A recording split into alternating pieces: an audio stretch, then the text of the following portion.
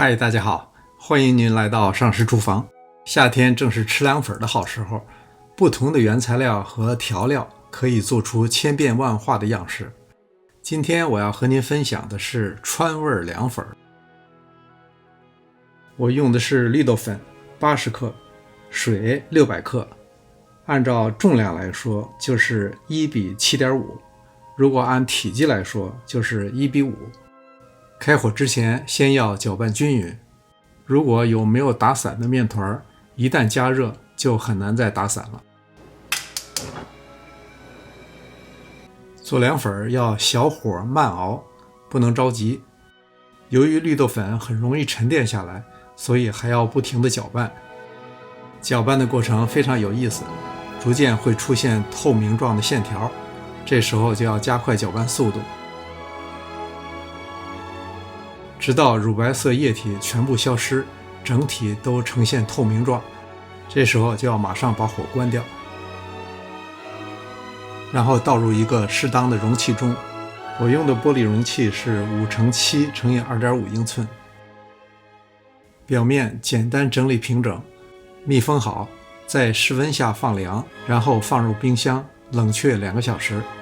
最好不要在冰箱里放的时间过长，如果冷藏的时间太长，嫩滑的感觉会消失，凉粉会出现那种脆而粉的口感，就不好了。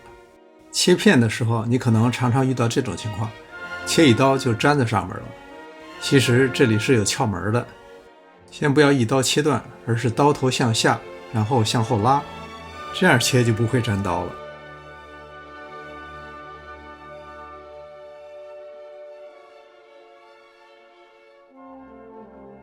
然后再切成条，这个宽窄粗细没有一定之规，按照您自己的喜好来定。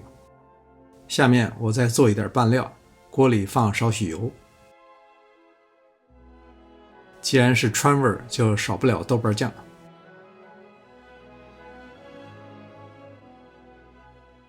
这是我自己做的辣椒油，过去我有视频展示过。再放一点风味豆豉。炒香以后，再加入少许芝麻、白糖、盐、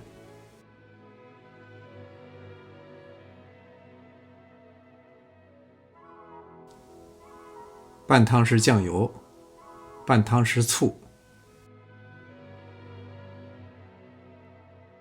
放少许小米辣和蒜蓉，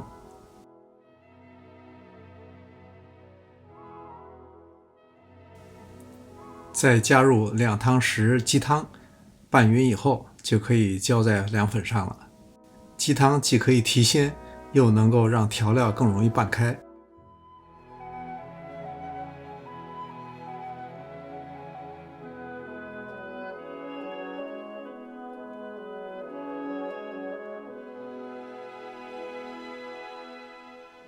感谢您的观看，临走前别忘了点赞、订阅、评论。